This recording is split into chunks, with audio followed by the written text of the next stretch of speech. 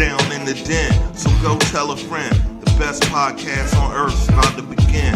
We got jokes and news and movie reviews. After Dark NC-17 with the crew. Interviews with the best artists around. So like, comment, subscribe. The show's starting right now. Let's go. Like, comment, subscribe. The show's starting right now. So like, comment, subscribe. The show's starting right now. Let's go. Like, comment, subscribe. The show's starting right now. Welcome to Down in the Den. It's your host, Mars, a.k.a. Marlon Beardo, the Bearded Weirdo, the Stella Rosa Casanova, and the curator of culture. And we're back for another phenomenal episode of Down in the Den, the number one episode for the best artists of today, the future, and tomorrow. And today, we have a fantastic guest. She's a singer. She's a songwriter. She's an artist. She's a healer. She is a practitioner. She is all and everything, completely encompassing, the talented Bria Torre. Bria, welcome to the Den. How are you doing today? Thank you for having me. I'm good. How are you? It is an absolute pleasure. I've been checking out your music, checking out your page. Phenomenal. So we're honored to have you. And if you're ready to rock and roll, let's get it started. Yes, sir. Absolutely. So we begin every single episode with the same question.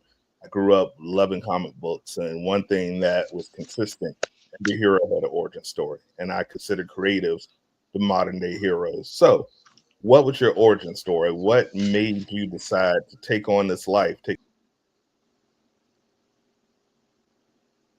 Oh, is it going? Oh, okay. I feel like my mom kind of like passed the baton. My mom sings. She wanted to own her own record label and everything. My uncle produces. My dad draws, and even though it's primarily my mom that kind of stopped involving themselves musically publicly and actually pursuing that. So I feel like once she had me, it was like her handing the baton off to me and saying, "All right, go run, go, do what I couldn't do or wasn't able to do." And so that's primarily where it stood out is just me growing up around a bunch of people who loved music and loved creating and had their own gifts when it came to different aspects of art. That's awesome when you have that support system and almost an internal GPS, just seeing it, from the family and firsthand that it goes a long way. You think about all the greats; they always had that internal support system. So that's an awesome thing to have. Now, I Mhm. always believe the best creatives are a combination of their environment, their inspirations. Besides, you mentioned your family. Is there any particular artist that you would point to as your spotlight or your lighthouse as far as leading the way of your art or inspiring you to create? People who have inspired me to create have, it's like a list.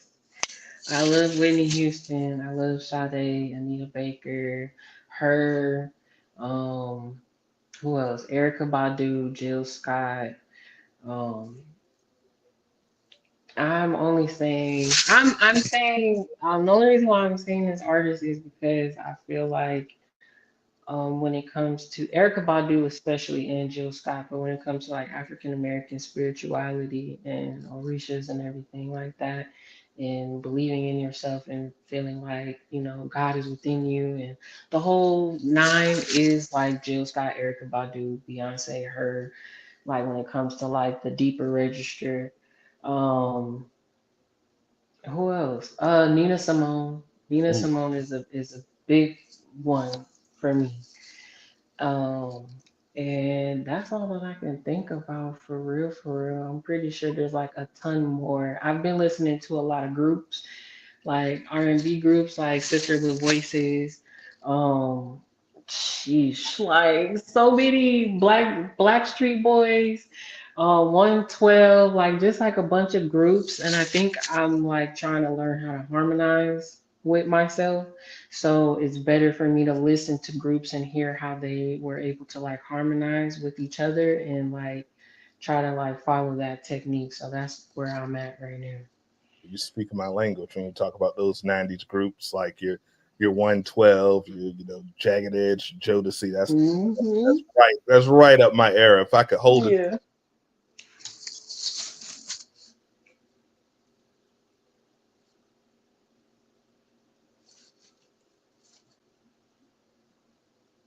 Oh, I don't know what happened. Now,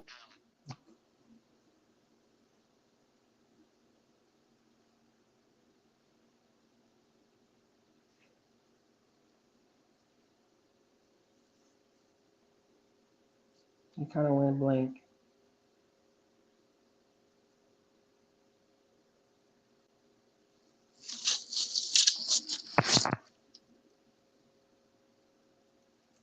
Wow. so Oh, hello. It's like I get you and then I lose you.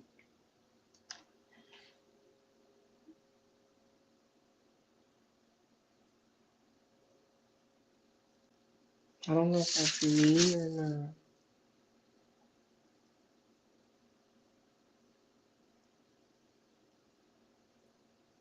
sorry about that. Had some latency Oh, here. There we go. okay. I was like, I don't know if that's me. What wasn't you? It's something with the connection, but I fixed it. I'll edit that out. Now, scouring your IG, man, your energy is fierce. I love it. You have dope visuals. Vibe. When I was taking my notes, was the number one word that kept coming up. Vibe, vibe, vibe. For someone who's just getting into the market and they're learning your music for the first time, how would you describe your vibe? Because I think that's very important when it comes to what we're getting out of our artists. So if I'm shopping in iTunes or wherever the kids buy music nowadays, and they're getting into this T section, and they're getting to you, how would you describe your vibe? I would say you said the tea section. I automatically started thinking about not like a spicy tea, but like the tea where it just like kind of catches you off guard. Like it has like it gets you warm inside. I remember somebody said when I performed, there was someone who came up to me and he was just like, and I've gotten this a couple of times after that, that my voice sounds like a warm glass of cognac. Like when you drink some cognac and it just goes down real smooth and it gets you all warm. Hot toddy, And that's what he said. That's what hot toddy. Yes, that's I would say that would be my vibe. It's like different and it's off guard, but it's smooth and it allures you and it kind of like pulls you in and gets you going for like another sip. And then like the more you just keep drinking, the more like free you feel. I would say that would be my vibe. absolutely. Now, going on to the other side, because we mentioned earlier, you're more than just the creative. You're a practitioner, you're a healer. You have your website or your page, the Melanin Universal. Tell us a little bit about that element, because I think you've seen a, or at least in my experience in the community, a huge awakening and a growth to spirituality, which I think is awesome. And we have leaders in that community that really help guide the way, such as yourself. How important is that element to you on, not only being a creative, but also being a life coach, being a healer, being a practitioner? How important is expressing that side of you? It's it's super important. I feel like if I don't do, I feel like it's a part of my purpose. And when you don't follow your purpose, you feel uneasy, you feel like something is missing, and you just kind of feel a little bit down. And I kick myself in the butt all the time when it comes to that because I caught myself kind of like pulling back from it too, like music and like the spirituality aspect of it. I find myself pulling myself back from it. And the whole time I was like a couch potato. I was in my bed, just slouched, just binge watching Netflix. It's just like, but I kind of like saw it as like a recharge Because sometimes like people do need like a recharge because they intake so many people's energies, Mm, and everybody wants physical contact and emotional contact, and everybody wants to be felt. And sometimes the energy, when they reciprocate your energy back to you, like if you give them energy and they give you energy back, sometimes it's like it's not the energy that kind of like matches your energy. So you have to like, I have to learn how to transmute it a lot. But it is really important for me because I feel like if I don't do these things, then I'm gonna feel like something is missing. I'm gonna feel like I'm by myself. I'm gonna feel like I'm alone. I'm not gonna feel like I'm full within myself. mm. And that's when I tend to surround myself around a bunch of people that I shouldn't be surrounding myself with because of the fact that I feel like I'm not full within myself. And so it is important. I also learned how to combine the life coaching and the spirituality steps and the learning that I give out to people in regards to music because everybody listens to music. I haven't met, like, I hear people say, oh, there's a couple people that don't listen to music, but I haven't ran across those people yet who don't listen to not one lick of any genre of music, whether if it's spoken word or whatever the case may be. It's some type of sound, some type of vibration frequency that they're getting from outside of their phone or speaker or headphones. Like you're getting something. So it's just like I try to like place those things in all of those things. So then I can still give my energy to people without giving them so much access to like contaminate me a little bit. Can't pour from an empty cup. So it's balance is key. I'm a Libra, so I'm all about balance. I am the Oh yeah. definition. When my scale gets off balance, everything is chaos. So I feel that answer more than you would ever ever know. Uh, so what upcoming releases can the friends of the Den at home get ready to look forward to? Because it's summertime. It means the heat is at an all time high. That means it's time for new music, and we're all fiending for it. So what can the Den mates at home listening or watching on YouTube? What can they look for coming up from you? There's gonna be a lot of music videos for the album that I dropped. I am Isis. There's gonna be a lot of visuals in regards to that and collaborative projects. I'm collaborating with a lot of artists in regards to projects and singles. And yeah, it is summertime, so I'm excited. There's a lot of stuff that has been, still working on, but majority of it has been completed. So it's going to be coming real soon. Collaborating, one thing I realized about collaborating with people is it's not just your time that you have to adjust to and like try to work with yourself. Like you have to work with the other person. You got to figure out what their vision is and what ideas they have. So then you can kind of mesh your energy with it and add your own spice and your own authenticity and have your own time and then be patient with, because I'll be like, drop it now. Let's go. Like, get it over with. Let's just drop it, get it over with. It's done, it's completed. But then it's like, and I had to understand this too because I'm the same way where it's just like you don't ever know what someone is battling within themselves to prevent them from like doing those things. And even with my own album, like it took me a minute for me to drop it because I was just like, no, I still need to do things to it. I still needed to sound a certain type of way. I still needed to do this. I still need to add this. I'm not ready to drop it just yet. I don't know because I feel like my whole life, like things are going to start changing and people are going to be like, it's just like, I get it when I collaborate with people, and it also makes me not feel bad because I was like, why am I like this? Why am I stopping myself from dropping something that I didn't spend so much time, money, and energy on? But it's working with other people and seeing that, it was like, a little bit kind of like got off my shoulders, and I was just like, okay, so that's normal. So collaborating has shown me a lot, but it is definitely in the works. It's just gotta be, right time. We can't wait. Our ears and eyes are open for the music as well as the music videos. And, I feel that's a lost art. I grew up, I'm a 90s baby. So I grew up with your 1 and 6 parts and your TRLs. And, Hmm. nowadays people just get their iPhone, make a 30-second clip and just and put it out there. And Right. that's your visual, but you have to touch all those fan bases and give everybody, you have to feed everybody. So I love that you still are one of those artists that do that. And I've seen some of the videos. A1, A1. Thank Um, you. Now, our thing for this year, every season we take on a theme, and our thing for this season is how do you stay grounded?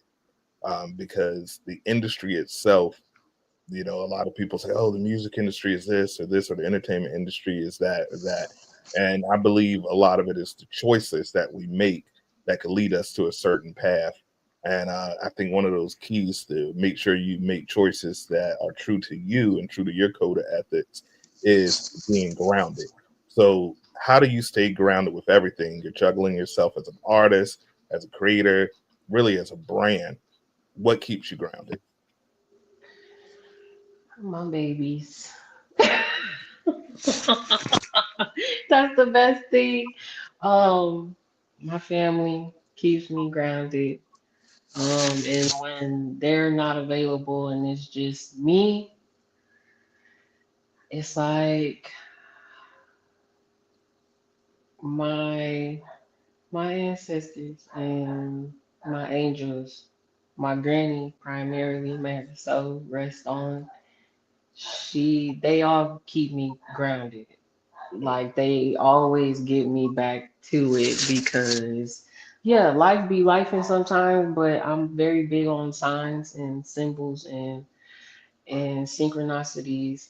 And so like even when I was just on this video when you asked me that question, I saw 1212. So I'm just like, okay, I'm on the right path here. Like it's just that's what keeps me grounded is just those messages when I'm my worst enemy and I need to keep myself level headed. Those signs that I get, those feelings that I get, those tingling in my fingers, or something like not breaking but dropping. One of my headphones from my music stuff, it just fell down.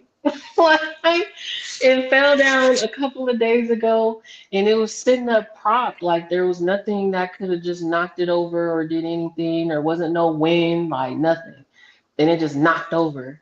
And I was like, okay, but then like it got me to set up my studio back in my place that I just moved into.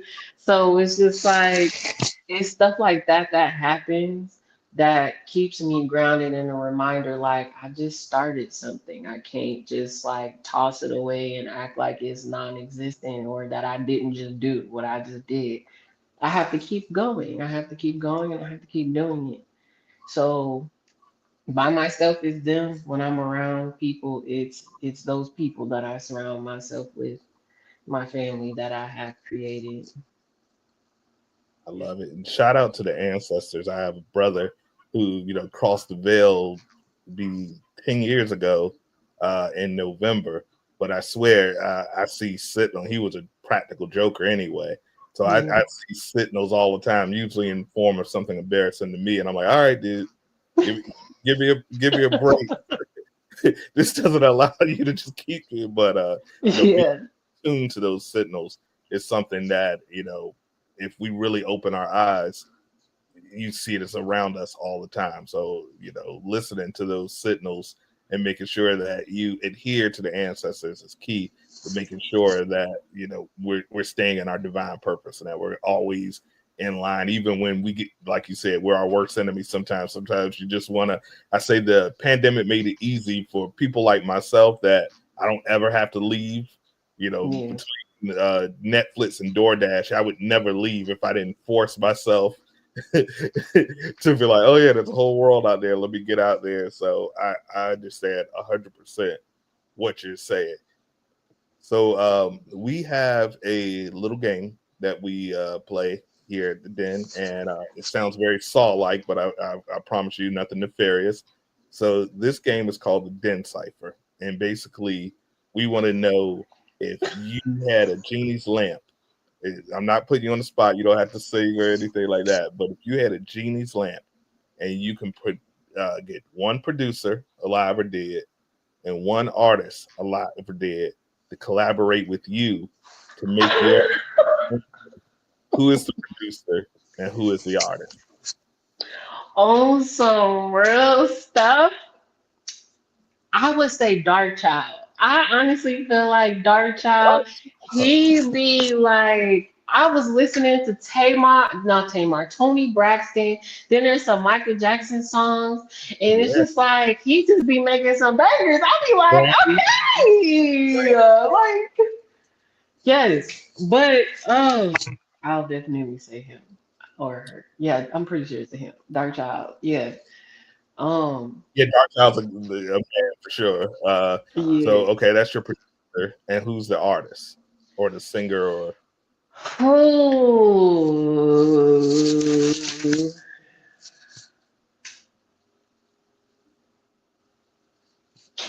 I gotta pick one. I'll give you we're generous spirits here. I'll give you two. So Okay, I would say Michael Jackson and Whitney Houston. oh wow, that's a yeah, that's a Mount Rushmore right there. Dark Child producing, Whitney and MJ on the vocals. That's Yes, I'm here I for feel like because it's also like a learning experience. Like they've been in the industry for a really long time. Their voice, like their techniques, and I feel like even just like me sitting there with them, I would learn so much, and I feel like they would assist me on how to like opening up my vocals and testing things out and everything like that. So it's just like to be in the room with the goats and then with him, it's just like I feel like it will be like yes. it. Harvard. Yes.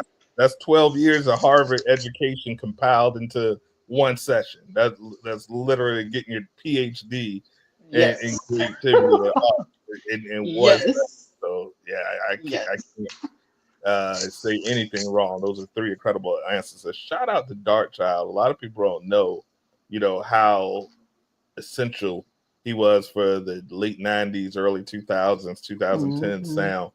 So much so that Michael paid him on a retainer to not work with anyone else. Like, I'm going to pay Period. See? you just to be available at 4 a.m. when I get some inspiration, and I'm leaving you on retainer. So when a lot of people say, "Oh, what happened to Dark Child?" No, he was being compensated very well by the GOAT to just be there at his beck and Hey. call.